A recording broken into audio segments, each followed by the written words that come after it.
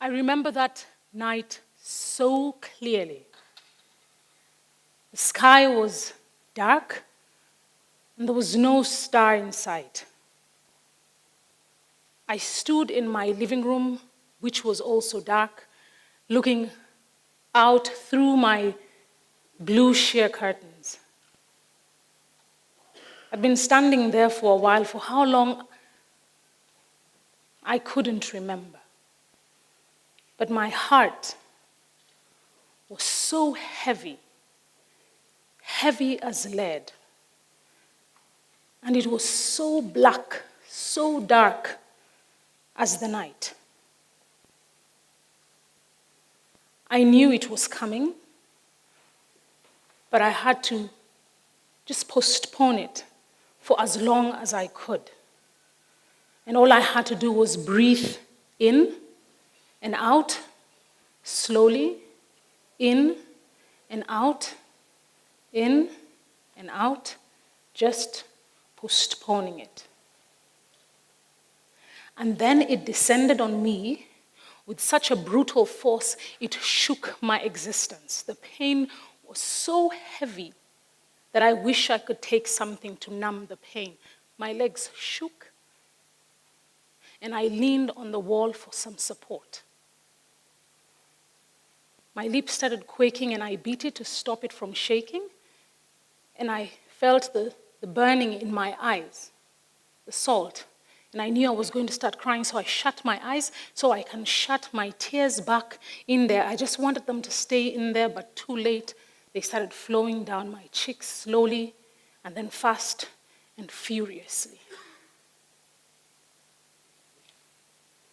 And then my knees gave way, and I felt so weak, and I just leaned on the wall, and I slid on the floor, and I fell there in this heap of messy, painful emotion.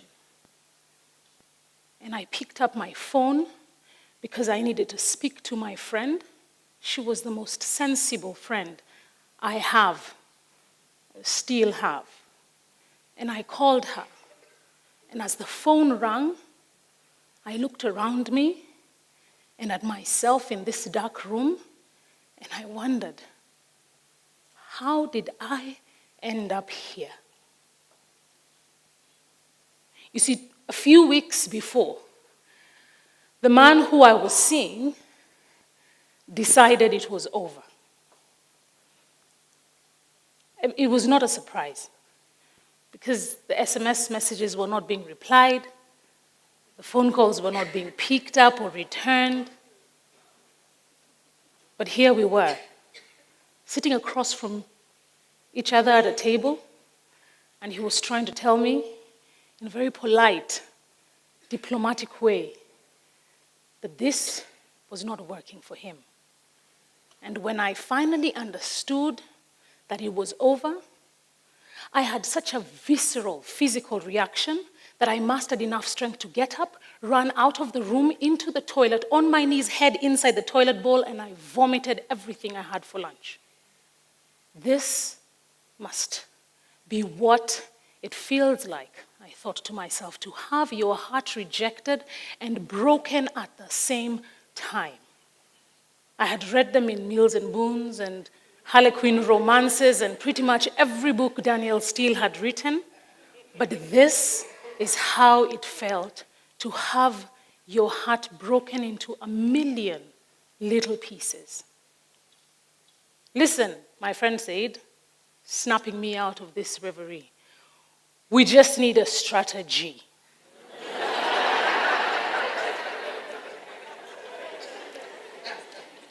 Now me, I'm a businesswoman. You say strategy or profits, I'm listening. I said, uh-huh. She said, you need to decide what you want. If you want him back, we will come up with a strategy. Men are simple creatures, fickle. Short skirt, tight dress, high heels, box.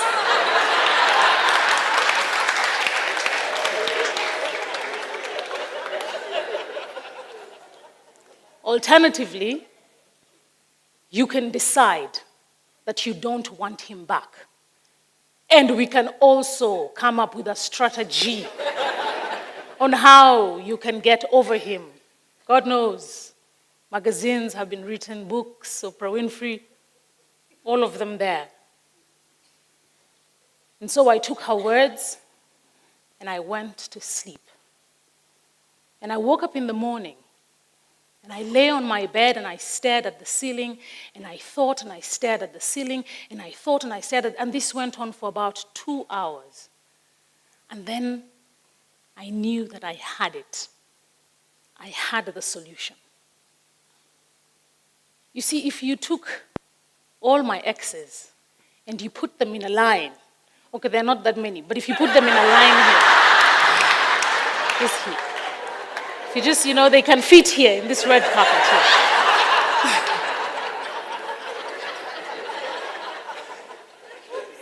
If you took my exes and you lined them up, and you tried to determine the one thing they had in common, that would be me. I was the common denominator. And so I figured if there was a change that was going to take place, it was going to have to be with me. I had to change. So how was I going to change? I'd read in a book somewhere, another business book, that if you want to change your company or your business, you just have to change one habit. Pick one thing and change it, and things will change. So I said, okay, I'm going to stop waking up at 6 o'clock and going to work. I'm going to start waking up at 4 a.m. and reading a book. I don't know why I made that decision, but I did.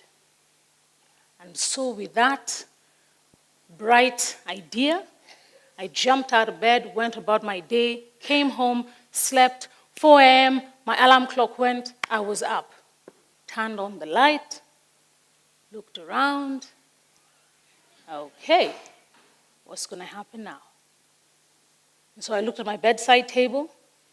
My Bible was there. It had gathered some dust, but underneath it was a book a friend had recommended. I bought it because she insisted, and she kept on saying, have you bought it? Have you bought it? I just needed to say next time, yes, I bought it.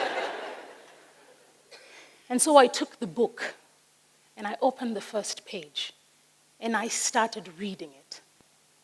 And 3 months later, when I was done, my life was never the same again. You see, what people did not know, and what possibly you don't know, is what motivated me to do what it is that I did. Why did I work so hard? Why did I start a company and build it? And why was I chasing success so desperately? Why did I work harder and faster and smarter and stronger than everyone else? Why did I do this? My motivation was simple.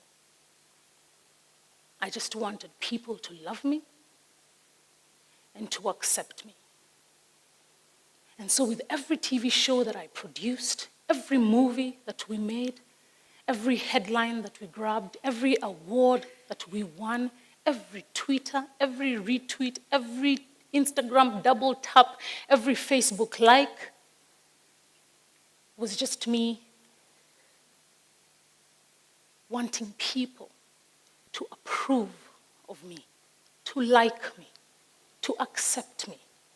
And so with every success that I came across, everything that I did, I got the hand claps and the accolades and the pats on the back, and that to me was people accepting me.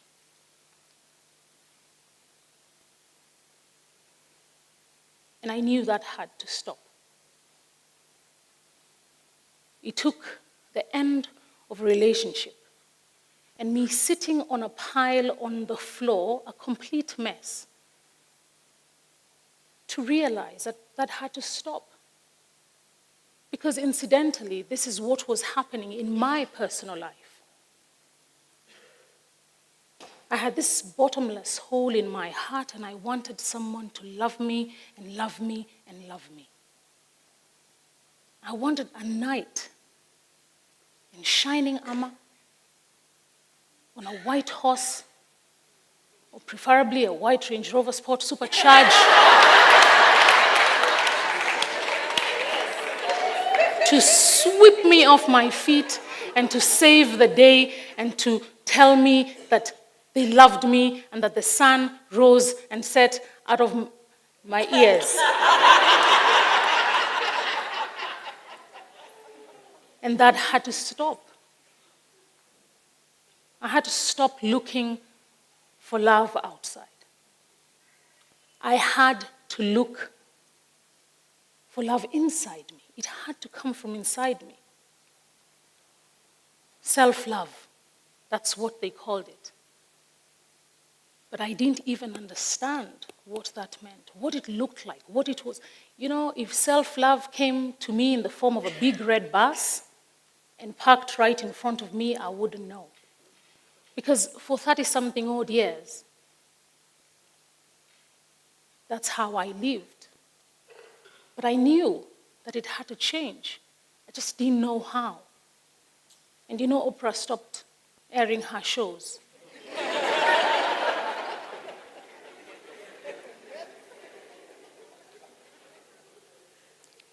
Someone once said that the illiterate people of the 21st century are not people who cannot read or write, but people who cannot learn, unlearn, and relearn.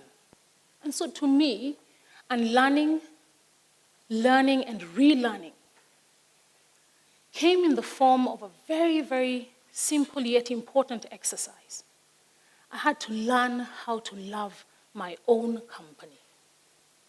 I had to learn how to enjoy my own company. Now, that sounds simple or simplistic to some of you, and to some of you it even comes naturally, but not to me. You see, as I was growing up, my father was a busy man. And so he was either out working or out with his friends. Or if he was in the house, he would be on his chair. You know the chair that African fathers have? And he would sit back and put his feet on the stool, which has a cushion underneath, and he would read his book in silence or watch TV, and we wouldn't even say a word. And he wouldn't say a word back to us. And so the moments that he spent with us, those few moments that he spared for me and my siblings, they were the most precious moments for me in my life. They meant that he loved me. He spent time with me, so he loved me. And so what I did is I carried that with me into my teenage years, to my 20s, into my early 30s. If you liked to hang out with me, then you loved me. That's what I told myself. If you spent time with me, if you enjoyed my company, never mind if I enjoyed yours or not, you loved me. You see, as children, we are taught how to respect other people. We are taught how to be honorable. We are taught how to be loving. We are taught how to be kind. We are taught how to be good to other people. We are taught how to love other people. But the one thing we're never taught as kids, and we don't teach our children, is that the single most important relationship that they will ever have is a relationship with themselves. We don't teach them how to love themselves, which means we set them up for hardships for the rest of their lives.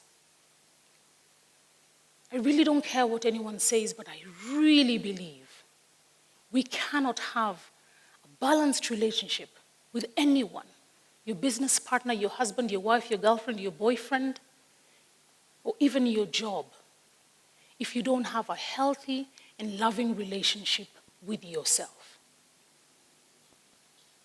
So what's love got to do with it? Well, everything. Because in a society that profits from your and my self-doubt. Loving ourselves unapologetically and unequivocally is a rebellious act. Thank you.